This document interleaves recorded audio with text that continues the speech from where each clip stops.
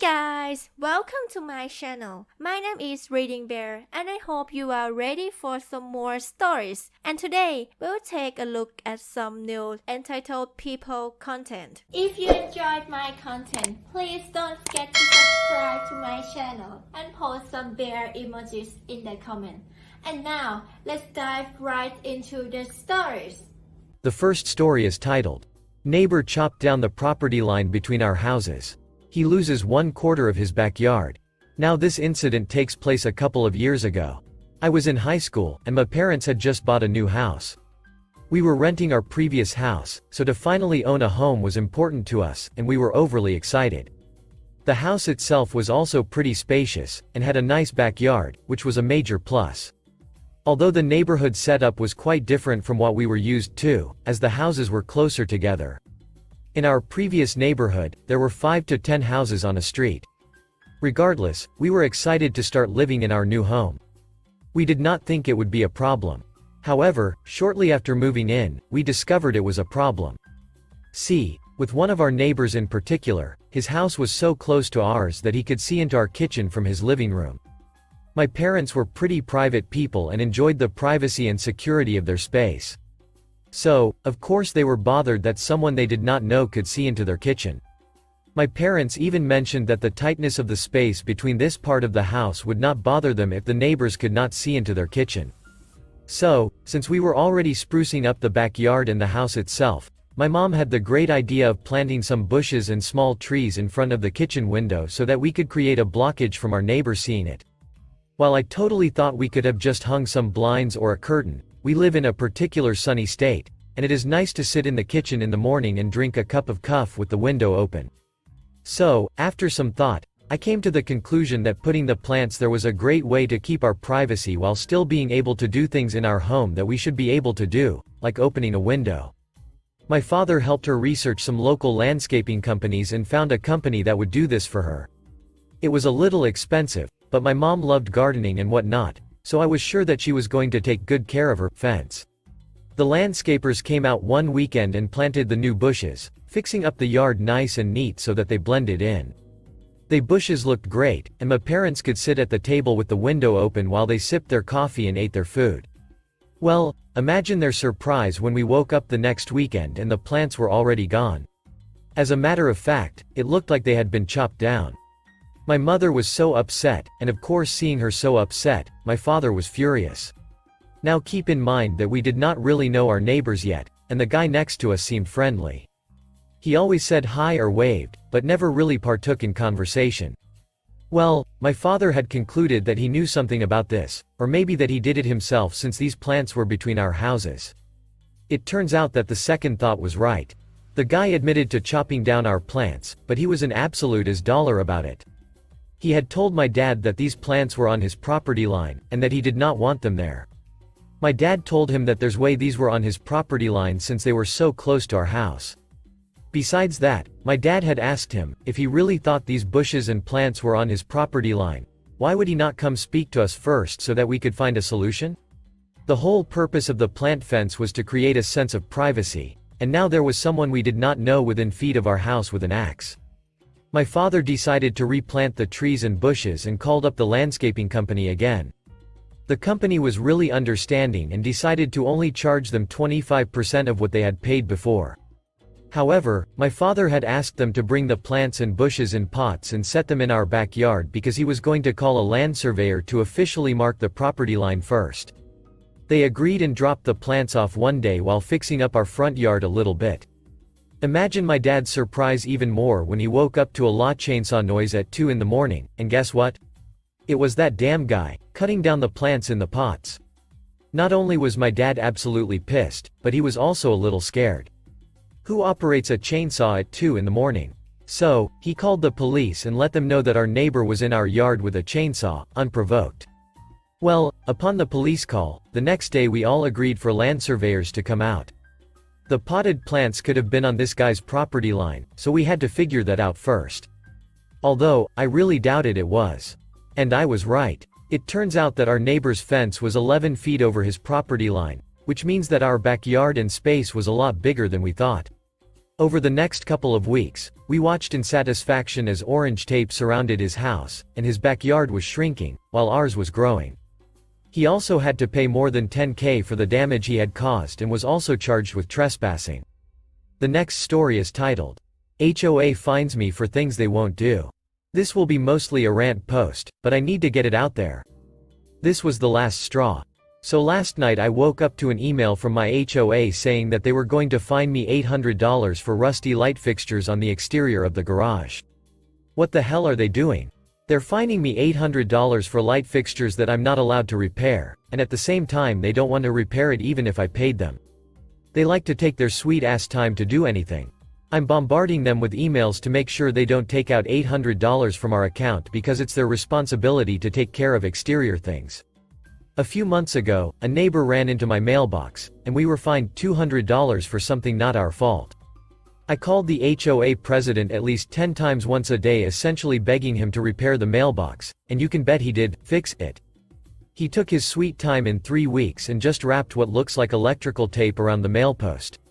Something I could have done myself if they wanted to save that much money. It's one of those $50 black plastic mailboxes you can buy from Lowe's. Eventually, a few more weeks later, they did replace the mailbox after I constantly called the president. But why couldn't I have done that myself and buy the exact same generic mailbox? No one would notice. Their annual budget is around $200,000, and they don't want to spend $50 on a mailbox or $80 on new light fixtures. All the HOA does, aside from spying on people and seeing what little things they can find, is hire some high school kids to mow the grass, and that's literally it. My neighbor has overgrown weeds in his backyard, and they don't even remove them for him. If I didn't buy a weed killer spray for him and me, the HOA would have left it growing like a jungle, even though it's their responsibility. Us doing anything with landscaping was technically a violation, but they don't do anything. The city collects our trash, it's not covered by HOA. Homeowner association does the bare minimum for anything. We lived here since 2013 as renters and bought it in 2019. So now we're doing maintenance and trying to make our unit look good because they won't do anything for us. They have a budget of $200,000 a year, but they won't use a penny of that money for things we're paying them to do. I just bought a set of garden edgings for our flower bed and just set the edgings on top of the wood chips temporarily before we dig them in. Yes, HOA won't do anything for our garden either, and it looks so ugly without decorations, so we're doing this ourselves. I'm just hoping we don't get another dumb email saying, wrong type of garden edging, when we bury these stones. Our HOA documents mention nothing about garden edging, so we wouldn't know until someone emails us. If that happens, hopefully it doesn't. A neighbor 3 units from us has a front porch which looks like something a hoarder would do, with umbrellas, tons of flower pots, a bunch of Christmas lights and lawn chairs cluttered in their front porch, and nothing is complained about that. But Lord have mercy, if our garage fixtures are rusty, then we get an email threatening to be fined $800 for something that isn't our responsibility. They like to complain about things they don't like, but they won't do it for us when we pay them around $150 a month.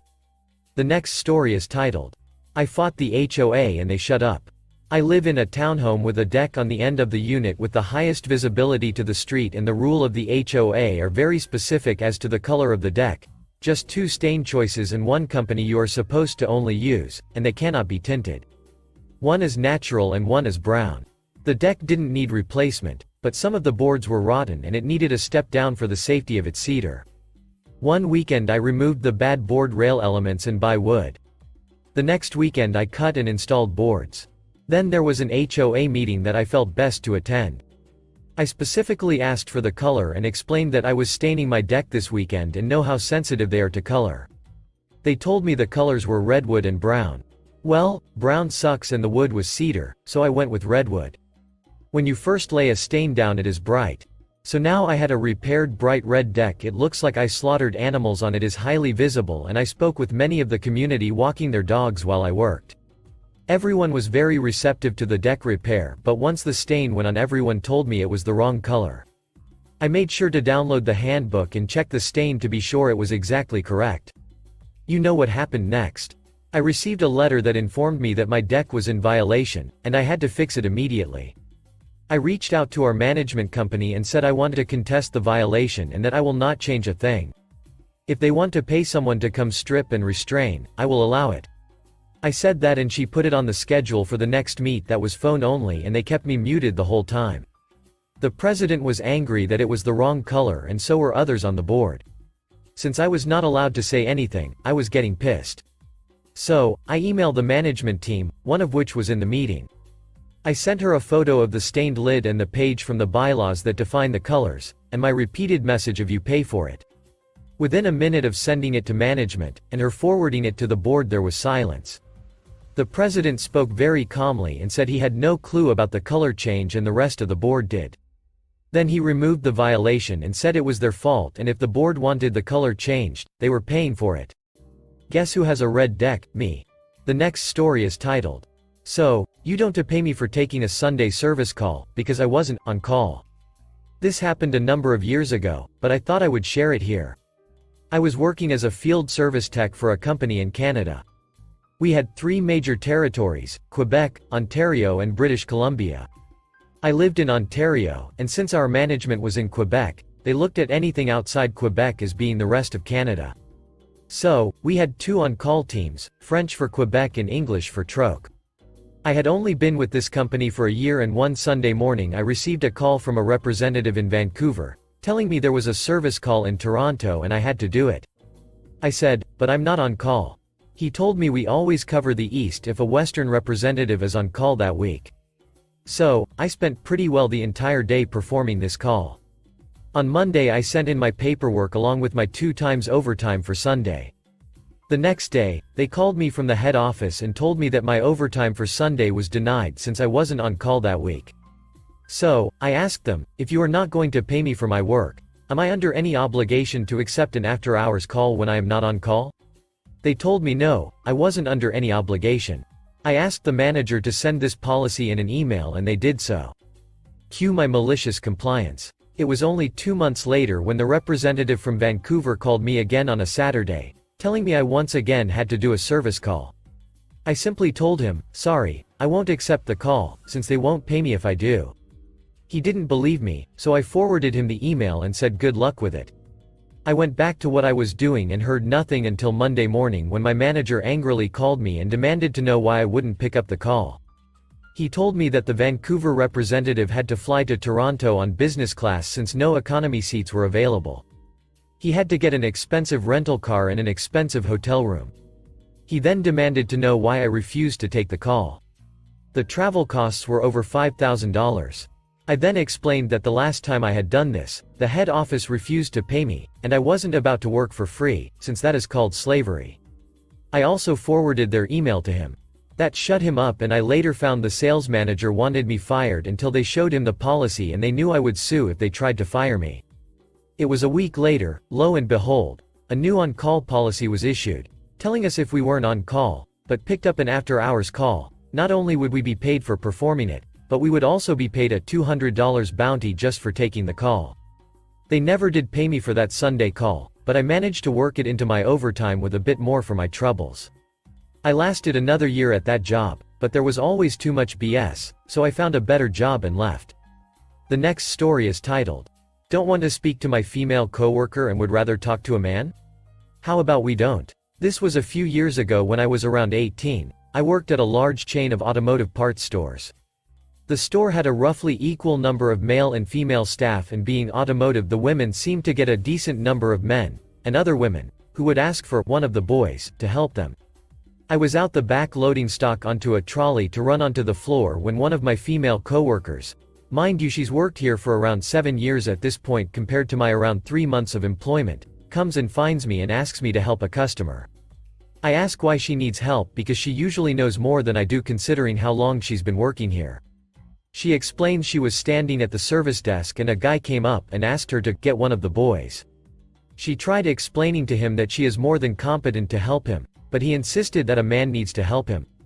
So, after hearing this I decide to suck it, I may as well have some fun. I tell her to follow me back to the desk where he was and to just let me sort it out. I get to the customer and ask what he needed. He explained what he was after, so I kinda just stare with a puzzled look for a moment. Look at the customer and say, "I'm sorry, I actually don't know how to help with that one," and turn to my coworker and say, "Actually, she's an expert in that field, she knows more about that than I do, I'm sure she can help you." He looks annoyed and asks for another one of the boys, and on cue one of my other male coworkers who had overheard the entire conversation walks over. The customer looks at him and asks for the same thing again, to which he replies, "Oh, actually she's an expert on that, she's probably the best person to ask that question to," before wandering off again. The customer begrudgingly got her help on the matter and walked out without talking to anyone else in the store. The last story is titled, "I Demand You Call the Cops." Recently had a guest come to the FD saying their keys didn't work. Guessing that they had somehow been deactivated, I remade their keys for them, and they went up to their room. The guest returns to the desk minutes later saying that they had left their food in front of their door, and now it was gone. I explained that we don't take responsibility for personal property left in public spaces, but that I will check with my staff to see if anyone had seen anything. The guest gets very upset at this. I check with my housekeeping staff to make sure nobody accidentally grabbed it thinking it was trash. Everyone on that floor confirms they haven't touched anything. The guest demands I call the police. I tell the guest that I can give them the number, but since the hotel is not the reporting party, they would have to call themselves. They took the number and called the cops. The guest also tells the cops they think, without any evidence, that the guest across the hall had taken the food. At this point one of our housekeepers come down to the desk and informs me that this guest had been seen leaving the second floor, when their room is on the fourth, and that there is a bag of food sitting in front of a door on the second floor. The guest had gotten off on the wrong floor, went the room in the same position as the one on their floor, obviously couldn't get in since they were at the wrong room, and then left their food at the wrong door and then accused people of stealing their food. I loved listening to them call the cops back and explain that the whole situation was of their own making. Thank you for listening.